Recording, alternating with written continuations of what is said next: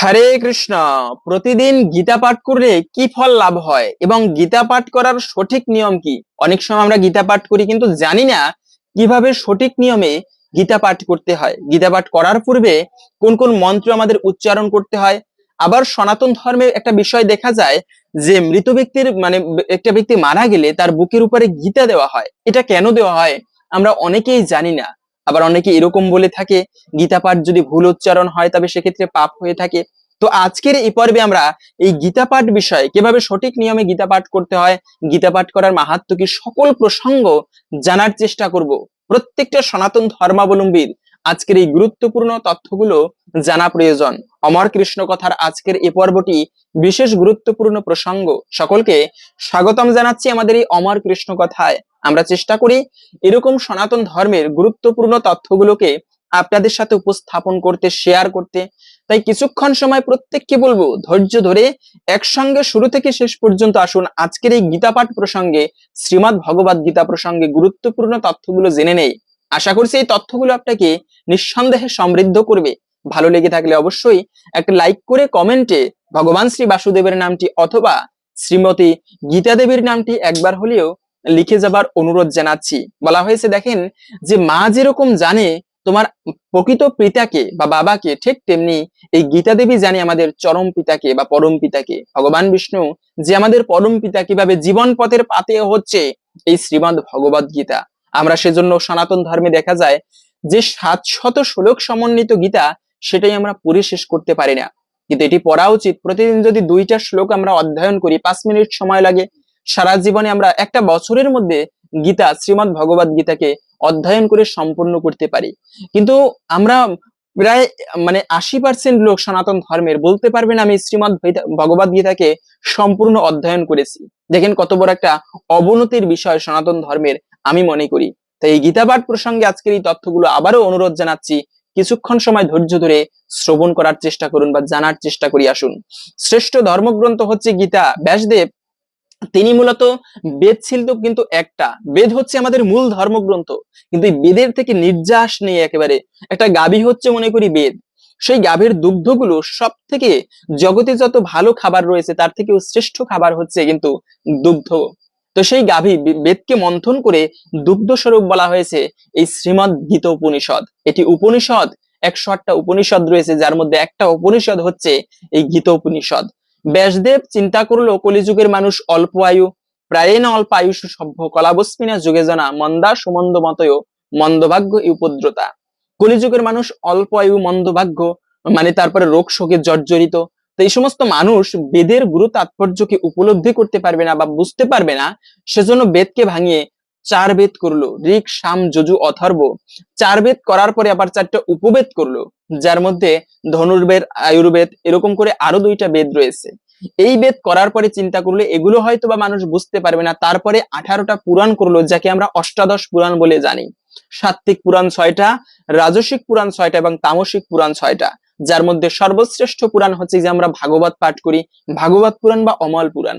আবার অষ্টাদশ উপপুরাণ করলো, 36টা পুরাণ করলো। 18টা পুরাণ হচ্ছে এমনি পুরাণ, 18টা উপপুরাণ। এইভাবে করে তিনি সংহিতা করলো, আরণ্যক করলো, সব থেকে শ্রেষ্ঠ ইতিহাস মহাভারত করলো, 1 লক্ষ শ্লোক সমন্বিত সেই মহাভারত। মহাভারত করার পরে আবার তিনি আরণ্যক এবং তন্ত্রশাস্ত্র করলো। এত শাস্ত্র করলো, এক জীবনে যা অধ্যয়ন করা প্রায় অসম্ভব।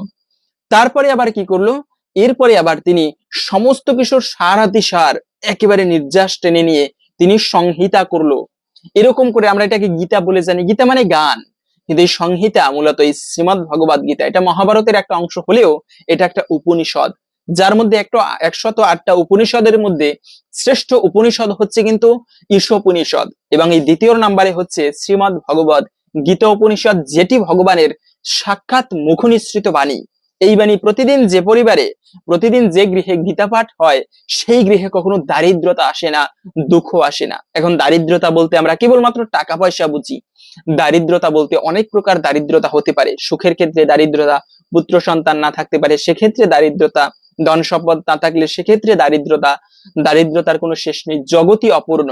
কোকিলের সুন্দর কণ্ঠ রয়েছে, সুন্দর শরীর নেই। ময়ূরের সুন্দর শরীর রয়েছে কিন্তু সুন্দর কণ্ঠ নেই। মানুষের সবকিছু আছে, টাকা আছে, শরীর আছে, সবকিছু আছে মানে সুখের জন্য, কিন্তু শান্তি নেই মানুষের। এটাই হচ্ছে জগৎ, এই জগৎই অপূর্ণ। তাই গীতা আমাদেরকে শিক্ষা দিচ্ছে সুখে দেখে সমকৃত্যা লাভা লাভু জয়া জয়ু। গীতার দ্বিতীয় অধ্যায়ের মানে 14 নম্বর শ্লোকে বলা হয়েছে যে তুমি সুখের সময় স্থির থাকো এবং দুঃখের সময়, মানে সুখের সময় নিজেকে স্থির রাখো, দুঃখের সময়ও স্থির রাখো। এটা হচ্ছে জীবন। হে অর্জুন, এই জগতে সবাই, এই জগৎটা সুখের জন্য নয়। বিদ্যালয়ে গেলে মানুষ বিদ্যা লাভ করতে পারে, বস্ত্রালয়ে গেলে বস্ত্র পায়। এই জগৎটা হচ্ছে দুঃখালয়ম, দুঃখালয়ম অশাশ্বতম মামুপেত্য তোকেন্তেও পুনর্জন্ম ন বিদ্যতে। যে ব্যক্তি আমাকে লাভ করে তার আর পুনর্জন্ম হয় না, এই জগতে দুঃখ কষ্ট ভোগ করতে হয় না। কাদেরকে তুমি পিতামাতা বলো, এদের সবাই মৃত, শুধু সময়ের ব্যবধানে এদেরকে জীবিত দেখতে পাচ্ছ তুমি। হে অর্জুন, জাতস্যহি ধ্রুব মৃত্যু, ধ্রুবম জন্ম মৃত্যুস্যচা। যার জন্ম হয়েছে তার মৃত্যু অবশ্যম্ভাবী, ক্ষুদিরাম বলেছিল। এই আত্মা, আমি হচ্ছে একটা আত্মা, আমাকে ফাঁসি দেবে, আমি ভয় পাই না। নৈনাম সিন্ধন্তি শস্ত্রাণি নৈনাম দাহতি পাবক ন চৈনাম ক্লেদায়ন্তা পুনঃ শোষয়তি মারুতা। আত্মাকে অস্ত্রের দ্বারা কাটা যায় না, জলে ভেজানো যায় না, আগুনে পুরানো যায় না, বাতাসে শুকানো যায় না।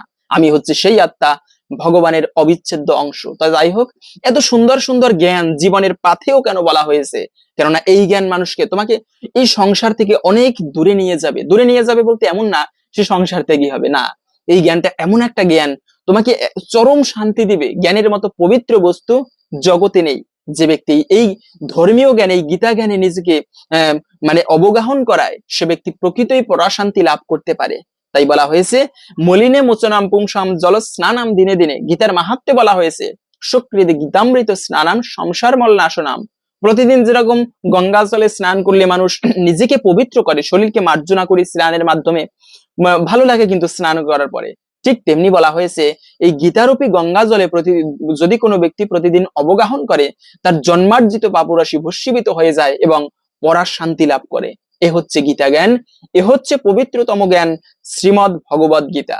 কিন্তু একটা বিষয়, যে আমরা মৃত্যুর পরে সনাতন ধর্মে দেখা যায় যে আমরা এমনিতে গীতা পাঠ করি না। আবার অনেকে রয়েছে, কথা প্রসঙ্গে আসলে হয়তো বা অনেকে রাগ করতে পারেন, কিন্তু সনাতন ধর্মে এটা বেশি দেখা যায় যে আমরা গীতা হচ্ছে একটা গ্রন্থ, সেটাকে পাঠ করতে হবে। গ্রন্থ বাদে দিলাম, একটা বই, সেটা পাঠ করতে হবে। আমরা তা না করি কি, যে মন্দিরে রেখে জল তুলসী পাতা দিয়ে একেবারে গীতার পাতাগুলোকে নষ্ট করে ফেলি, পৃষ্ঠাগুলোকে নষ্ট করে ফেলি। হ্যাঁ, পুজো করলে অবশ্যই পুজো করা উচিত, পাঠ করার পূর্বে যদি সম্ভব হয় পুজো করতে পারলে ভালো। কিন্তু তার মানে এই নয় যে ওটা পাঠ করবো না, পুজো করব। গ্রন্থ মানে পাঠ করতে হবে, পুজো না করলেও।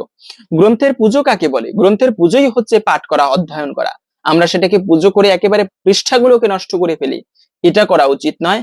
পুজো করার মাধ্যমে অবশ্যই একটা পুণ্য হয়, তার মানে সেটাকে নষ্ট করে ফেলবো, পাঠ করব না, এটা কোনো শাস্ত্রে বলা হয়নি। গীতা পাঠ করতে হবে, আমরা গীতাটাকে রেখে দিই। আবার ব্যক্তিটা সারা জীবনে গীতা পাঠ করেনি, মৃত্যুর পরে সেই গীতাটাকে তার বুকের উপরে দিয়ে দিই। আরে বাবা, সে কি স্বর্গে যাবে এতে?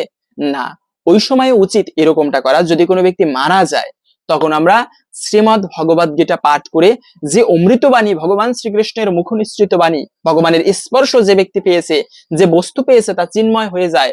এই বাণীগুলো প্রত্যেকটা অক্ষর সাধারণ মনে হতে পারে। মহাদেব নিজে বলেছেন, যদি কোনো ব্যক্তি মৃত্যুবরণ করে তার পূর্বে একটা শ্লোক উচ্চারণ করে মৃত্যুবরণ করতে পারে, তার মহাপুণ্য হয়। যমরাজের সামর্থ্য নেই তাকে যমলোকের শাস্তি দেওয়ার, তাকে বৈকুণ্ঠে পাঠিয়ে দিতে হয়। মানে ভগবান বিষ্ণুর দূতেরা তাকে বৈকুণ্ঠে নিয়ে যাবে। শিব নিজে বলেছেন মা পার্বতীকে, এই এই মানে গীতা, শ্রীমদ ভগবদ গীতার মাহাত্ম্যে। পাশাপাশি যদি একটা শ্লোক উচ্চারণ করতে না পারে, একটা শ্লোকের অর্ধেক উচ্চারণ করতে পারলেও তাতেও সে মুক্তি পাবে। তা না পারলে একটা শব্দ যদি শ্রীমদ ভগবদ গীতার উচ্চারণ করতে পারে, তাতেও সে মুক্তি লাভ করতে পারবে। গীতার 8ম অধ্যায়ের 5ম নাম্বার শ্লোক, অন্তকালে চ মামি বা স্মরণে মুক্তা কলেবরম ইয়াহ প্রয়াতি সামদ ভাবম ইয়াতি নাস্তত্র সংশয়। অন্তিম সময়ে যে ব্যক্তি যে ভাব নিয়ে দেহত্যাগ করে, পরবর্তী জন্মে তাকে সেইভাবেই প্রাপ্ত হতে হয়। এখন অনেকে এই যুক্তিটা দেখায় কি, আরে মৃত্যুর সময় তো ভগবানের চিন্তা করলেই হবে, সারা জীবন কি ভগবানের সেবা করতে হয় নাকি? না। তুমি সারা জীবন যে কাজটা করবে, মরার সময় তোমার সেটাই স্মরণে আসবে। সারা বছর তুমি বই পড়বে না, পরীক্ষার সময় তুমি একদিনে লিখে একেবারে পাশ করে ফেলবে, এরকমটা কখনোই হয় না। তাই সারা জীবন যেটি তুমি করবে সেটি তোমার মনে আসবে। একটা ব্যক্তি, সুন্দর একটা গল্প এরকম পাওয়া যায়, যে একটা ব্যক্তি সারা জীবন ভগবানের নাম জপ করেনি, সবসময় অপরের সাথে মানে একেবারে মামলা করেছে, মানে অপরের, যাকে বলা হয় ভূমিদস্যু, অপরের সাথে মামলা আদি করতেও সারা জীবন, ভগবানের সেবা আর করতো না। তো ওই ব্যক্তিটা একটা হাবিবুল্লাহ নামে, যদিও কোনো ব্যক্তিকে আমি উদ্দেশ্য করে বলতেছি না, তবে সুন্দর একটা শিক্ষণীয় গল্প। তো হাবিবুল্লাহ নামে একটা ব্যক্তির সাথে মামলা করেছিল, সব সময় ওর সাথে মামলা চলেই থাকতো, বাজাবাজি লাগতো। তো মরার সময় ওই ওর মানে ছেলে মেয়েরা বলতেছে, বাবা এখন বলো হরি বল। ও বলে হাবিবুল্লাহ। বলো হরি বল বাবা, হরে কৃষ্ণ বলো।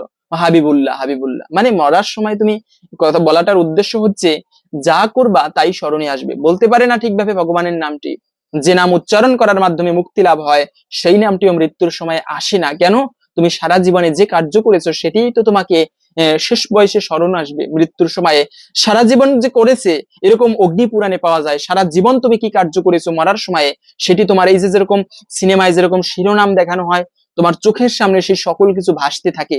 চতুর্দিকে দেখতে পাচ্ছে সে বাবা মা বসা, কিন্তু কিছু বলতে পারে না। কেন? কান্না করলে ওই বাবা মা আর দেখতে পায় না, ওই আত্মাটা ওই সময় থাকে কিছুক্ষণ সময় সেই পরিবারে অবস্থান করে। সে শুধু কান্না করতে পারে, সবাই দেখে কান্না করে তার জন্য, কিন্তু ব্যক্তিটা কিছু বলার থাকে না। এ হচ্ছে মৃত্যু। যাই করো না কেন, যমরূপী মৃত্যু, যমদেবতা মৃত্যুদেব একদিন তোমার সকল কিছু হরণ করে নেবে। তাই কখনো অহংকার করো না, কখনো কোনো ব্যক্তিকে কষ্ট দিবে না, এমন ভাবে জীবন যাপন করবে না যার মাধ্যমে অপর কোনো ব্যক্তি কষ্ট পায়, তোমার নিজের জীবনে প্রকৃতই অন্তিমে দুঃখ বয়ে আনে। পরকালের কথা চিন্তা করা উচিত আমাদের। তো যাই হোক, এই মৃত্যুর সময় বলবো বুকে গীতা দেওয়া উচিত নয়। কেন? মৃত্যুর পরে সেটি আলোচনা করা উচিত, পাঠ করা উচিত। এর মাধ্যমে যে স্থানে শ্রীমদ্ ভগবদ গীতা পাঠ করা হয় সেই স্থানটি পবিত্র হয় এবং সেই আত্মাটা পর্যন্ত মুক্তি লাভ করে, তার মঙ্গল কামনা হয় বা মঙ্গল হয়ে থাকে গীতা পাঠের মাধ্যমে। সেটি বুকে দিলে মঙ্গল হয় না, সেটি পাঠ করতে হয়। বুকে দিলেও হ্যাঁ অবশ্যই গীতাকে স্পর্শ করলেও পবিত্র হয়, কিন্তু তার মানে ওই সময় পাঠ করা উচিত, মৃত ব্যক্তির গায়ে গীতা দেওয়া উচিত নয়। তবে বলা হয়েছে দক্ষিণ ভারতে মহাপ্রভুর সুন্দর একটি কাহিনী এরকম পাওয়া যায়। এই যে আমরা কলিযুগের যে যুগাবতার শ্রী চৈতন্য মহাপ্রভুর কথা জানি, অনেকে না প্রায় সবাই জানি কলিযুগের যে যুগাবতার, সেই চৈতন্য মহাপ্রভু একবার দক্ষিণ ভারতে কৃষ্ণ নাম প্রচার করতে গিয়েছিল। তখন সেখানে গিয়ে একটা ব্রাহ্মণকে দেখে সবাই সেই ব্রাহ্মণের নিন্দা করতে লাগলো। আরে দেখো প্রভু, এই ব্রাহ্মণটা সারাদিন গীতা নিয়ে কান্না করে, ঢঙের কান্না করে কি সেই। আমরা মনে রাখবে কোনো ভক্তকে দেখে সে যেরকম হোক না কেন কখনো তার ব্যঙ্গ করা উচিত না। সেই ব্যক্তিকে সে যদি পাগলের মতো আচরণ করে কখনো ব্যঙ্গ করবে না। কার মধ্যে কি রয়েছে আমি নিজে জানি না, তাই কখনো না জেনে, অনেক সময় চোখের সামনে যেটা দেখি সেটা দেখেও ব্যক্তিকে নিরূপণ করা যায় না, বিশেষ করে ভক্তদেরকে। তো বলতে লাগলো, প্রভু এই ব্যক্তিটা সবসময় গীতা নিয়ে কান্না করে, এমনটা কেন? উনি গীতা পাঠ করতে পারে না ভালোভাবে, নিজে পড়ালেখাই করেনি, অথচ গীতা নিয়ে কান্না করে, দেখো কি ঢঙের কান্না। মহাপ্রভু তখন গিয়ে একেবারে একাকী গিয়ে সেই ব্যক্তির সাথে, ব্রাহ্মণের সাথে কথা বলতে লাগলো, যে ব্রাহ্মণ তুমি গীতা পাঠ করতে পারো না অথচ কান্না কেন করো? ব্রাহ্মণের কথা শুনে মহাপ্রভু নিজে নিজে পর্যন্ত তিনি মুগ্ধ হয়ে গেল। কি? সেই ব্রাহ্মণে বলতে লাগলো, প্রভু আমি আমি তো গীতা পাঠ করতে পারি না, সংস্কৃত ভাষা পৃথিবীর সব থেকে কঠিন ভাষা, কিন্তু গীতার উপরে যে চিত্রপট রয়েছে, যে ছবিটা রয়েছে, সেটা দেখে আমি উপলব্ধি করি আর ক্রন্দন আসে। আপনা আপনি চোখ থেকে অশ্রু বিগলিত হয়। কেন? দেখো ভগবান শ্রীকৃষ্ণ কতটা করুণাময়, যিনি নিজে ভগবান হয়ে তার ভক্তকে এতটা ভালোবাসেন, ভক্তের সারথি হয়েছেন, ভগবান পর্যন্ত চাকর হয়েছেন। কতটা ভালোবাসলে ভগবান এরকম করতে পারে? সেই ভগবানের প্রিয় যদি আমি হতে পারতাম, আমার জীবনটা ধন্য হয়ে যেত। এটা ভেবেই, ভগবানের এই করুণা ভেবে, এতটা ভগবান করুণাময় এটা ভেবে আমি ক্রন্দন করি, চোখ থেকে অশ্রু বিগলিত হয়। মহাপ্রভু স্বয়ং সেখানে তাকে আলিঙ্গন করলেন, বলতে পারলেন, তুমি গীতা পাঠ না করতে পারলেও প্রকৃত মর্ম তুমি উপলব্ধি করতে পেরেছো। এই গীতাটা সাধারণ কোনো বস্তু নয়, চরম পথের পাথেয় অন্তিম সময়ে তোমার জীবনটা কিভাবে পরিচালনা করতে হবে, এই জগতে কিভাবে জীবন পরিচালনা করতে হবে এবং অন্তিম সময়ে কিভাবে পরজগতে যেতে হবে, সেটার কথা উল্লেখ রয়েছে গীতার মধ্যে। আপনি গীতা পাঠ করার ধর্মজীবন হচ্ছে এমন, আপনি এই জীবনে ইঞ্জিনিয়ারিং করেছেন, হয়তো একটা বিল্ডিং করলেন, কিন্তু যদি আপনার মৃত্যু হয়ে যায়, পরের জন্মে সেই বিল্ডিংটা আপনি আর করতে পারবেন না, কোথায় আপনার জন্ম হবে? কিন্তু ধর্মীয় চেতনা হচ্ছে এমন, আপনি ধর্মে হয়তোবা 50% এগিয়েছেন ভগবানকে লাভ করার জন্য, পরের জন্মে গিয়ে সেখান থেকে আপনার জীবনটা শুরু হবে যেখানে আপনি থেমেছিলেন এই জন্মে। এটা হচ্ছে ধর্মীয় বিষয়, এটা হচ্ছে আধ্যাত্মিক বিষয়, সাধারণ কোনো জাগতিক কোনো বিষয় নয়। এই জগৎটা হচ্ছে সেই ধর্মীয়, সেই চিন্ময় জগতের ছায়া মূর্তি স্বরূপ বলা হয়েছে। তো যাই হোক, আর একটা কথা শাস্ত্রে এরকম পাওয়া যায় যে এই গীতার একবার ভুল ধরতে গিয়েছিল কাঞ্চিরাম নামে একজন ব্যক্তি পুরীধামে। খুবই সুন্দর এই তথ্যগুলো আমি এরপরে সবশেষে জেনে নিচ্ছি। শ্রীমদ্ ভগবদ গীতা পাঠ করার পূর্বে যে মন্ত্রগুলো আমাদের জানা প্রয়োজন সেটিও আমি বলে দেব। তবে এই শ্রীমদ্ ভগবদ গীতার একটা ব্যক্তি ভুল ধরতে গিয়েছিল কি, গীতার নবম অধ্যায়ের 22 নম্বর শ্লোক, অনন্যাস চিন্তয়ন্তু মাম যে জনা পর্যুপাসতে তেষাম নিত্যাভিযুক্তানাম যোগক্ষেমম বহাম্যহম। তো এই যে বহাম্যহম, আরে ভগবান ভক্তের বোঝা বহন করে, এটা মানতে পারলাম না। ভগবান অনন্ত কোটি ব্রহ্মাণ্ডের একমাত্র নায়ক হওয়া সত্ত্বেও তিনি কিভাবে ভগবান ভক্তের বোঝা বহন করে, এটা সঠিক নয়, এটা আমি মানি না। তো ওই কাঞ্চিরাম তখন কি করেছে, সেই মানে সেই কি বলে ভগবানের সেই মানে গীতার শ্লোকের উপরে ওই যে বহাম মহাম কেটে দদাম মহাম মানে দান করেন, ভগবান বহন করে না, সেটা লিখে দিয়েছে। তো কাঞ্চিরাম তো এটা করেছে। ওই সময়ে সে ব্যক্তি ভিক্ষা বৃত্তি করে জীবিকা নির্বাহ করত। তো ওই সময় পুরীধামে তার বাড়ি, একেবারে 4-5 দিন বৃষ্টি হচ্ছে, আর তিনি ভিক্ষা করতে বেরোতে পারতেছেন না। পরিবারে স্ত্রী, তারপরে কন্যা আদি সবাই না খেয়ে বসে আছে।